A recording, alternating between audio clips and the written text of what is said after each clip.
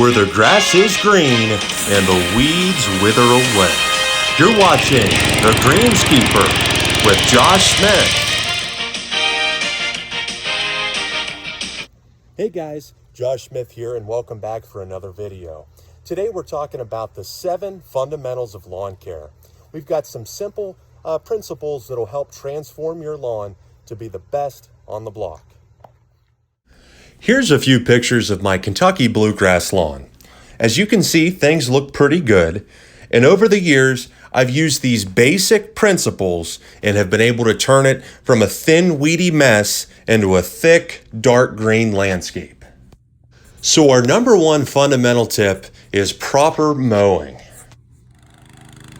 When you mow, you should only be taking off 1/3 of the total length of the grass blade. So if the grass is 6 inches high, you should mow at about 4 inches. If the grass is 5 inches high, maybe around 3 1/4 or 3 1/2 inches.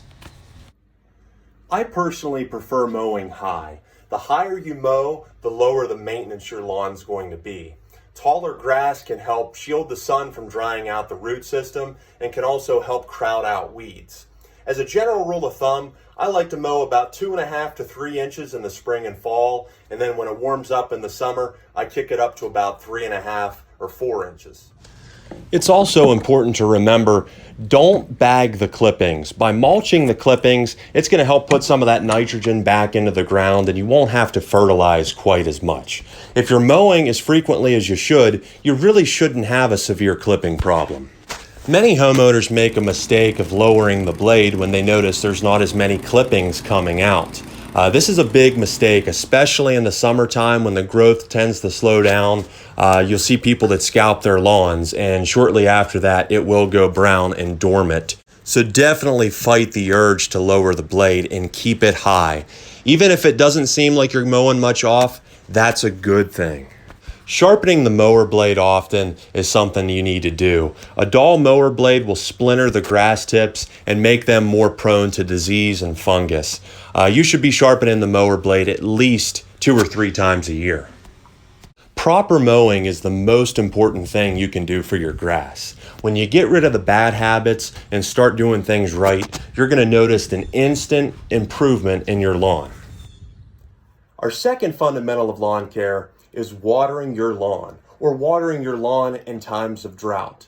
Now this may seem like common sense, but a lot of homeowners neglect to do so, and then when things get hot and dry in July and August, their lawn goes brown and it won't come back until the fall. Irrigation systems make watering a lawn very simple and convenient, but you don't necessarily have to go out and spend money on getting an irrigation system. A simple garden hose and a $20 sprinkler at Lowe's or Home Depot will do the trick, and it's a whole lot better than not watering at all.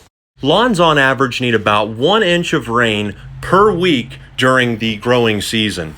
If you're not getting much rain, you're going to need to supplement with a sprinkler and make sure you're getting that whole inch of water down.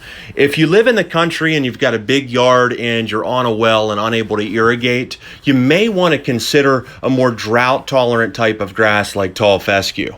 When you get your watering right, you're going to have a much better chance of keeping that lawn green all summer. So next up, we have proper fertilization. Now, lawn fertilizers are composed of 3 macronutrients: nitrogen, phosphorus, and potassium. Nitrogen is the first number on the bag, and this is the most important for your lawn. This is what makes the lawn grow. It's what makes the lawn green. When you don't have enough nitrogen, you're just not going to have a healthy lawn. Your lawn's going to use more nitrogen than any other nutrient. And for this reason, you need to put between 3 to 5 pounds per 1,000 square feet down throughout the growing season. You can divide this up in anywhere from 3 to 6 applications. Most people use 4.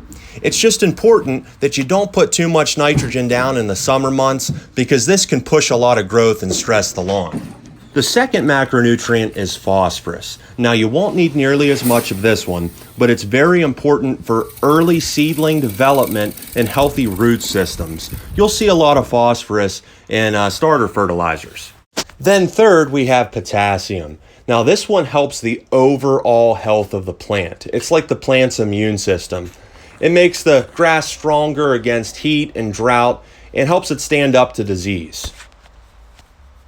There's also several micronutrients that the lawn needs, but one of the most important is iron. Now, this one aids in photosynthesis of the plant. It helps the plant produce more chlorophyll. This will get you a darker green or even a bluish green color to your lawn. If you like that color, you might want to consider a fertilizer that is high in iron. Organic products like Milorganite do a really good job of not only feeding the plant now, but putting good nutrients and organic material into the soil that'll help feed the plant long term.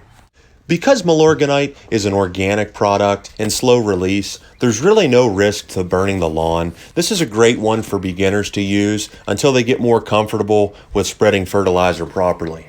I recommend using Milorganite at least twice a year just to get good biosolid matter back into the soil.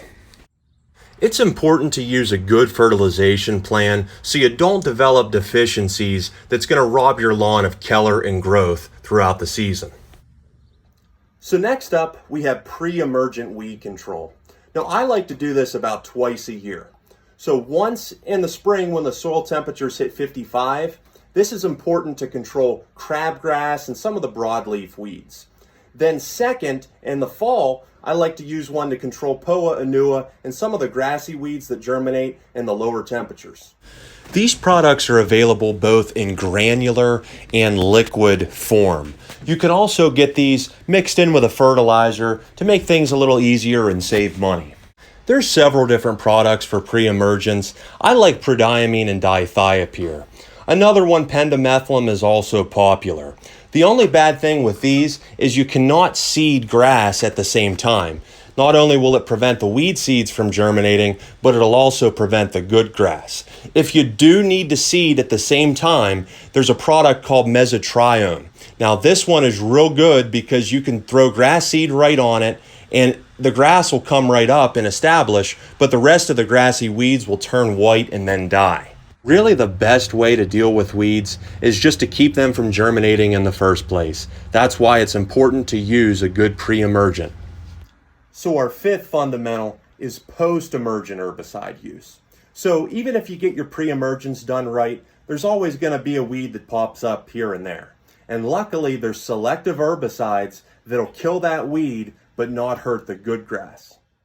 So there's two different types of weeds that are going to come up in lawns. There's broadleaf weeds and there's grassy weeds. Broadleaf weeds are pretty easy to control and they're usually annual weeds that'll die out anyways.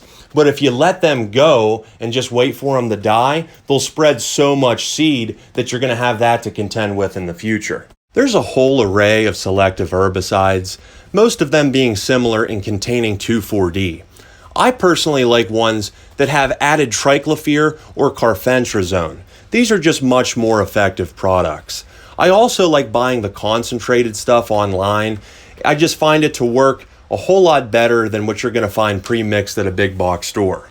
There's some tough weeds that are just tough to get with the conventional herbicides. That's where you use specialty herbicides like quinclorac for crabgrass or halosulfuron for nutsedge. There's also tenacity, which gets a lot of the grassy weeds. I really like tenacity because it controls some of those grassy weeds that nothing else will get. Things like creeping bentgrass, nimblewill, even pre-emergent use for Poa annua.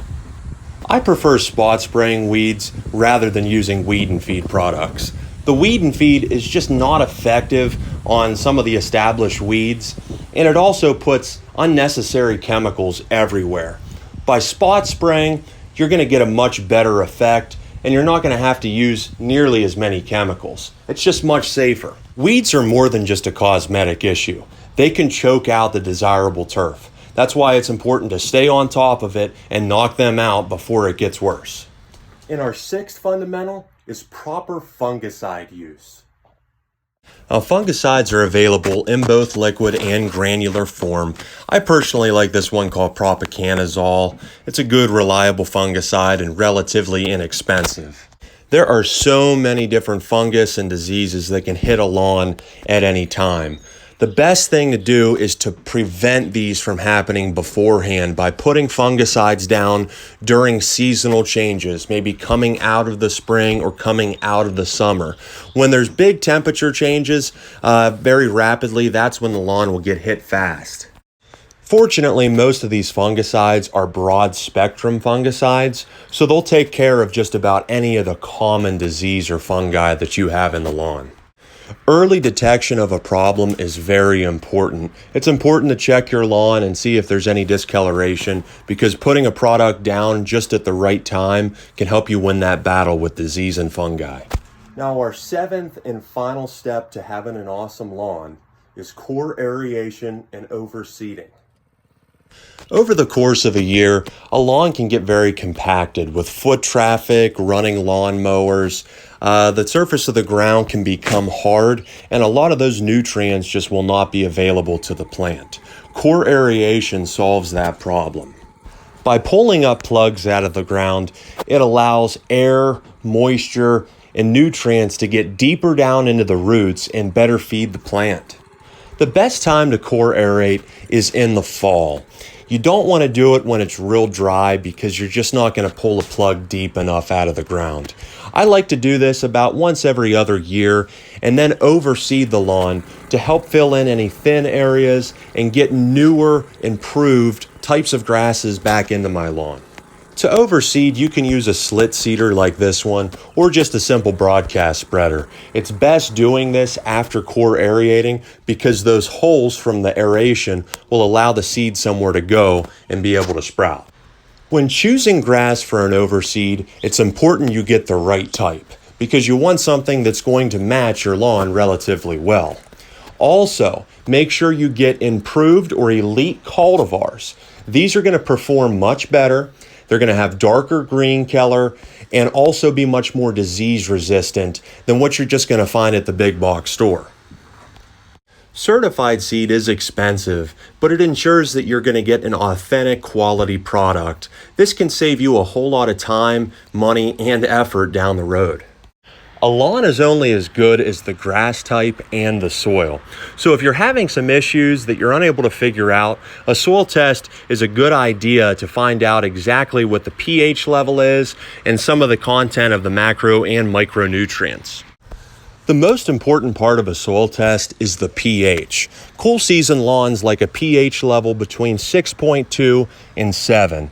Anything under that should be corrected with lime. Anything over that should be corrected with sulfur. Fortunately, if you've got a pH that's out of whack, it's relatively affordable to fix with some of these products. Well, guys, I hope this helps. And I'm very confident if you follow these simple fundamentals, you're going to see a huge change in your lawn. If you have any questions, go ahead and leave them in the comments, and go ahead and like and subscribe to this channel for more good content on lawn care.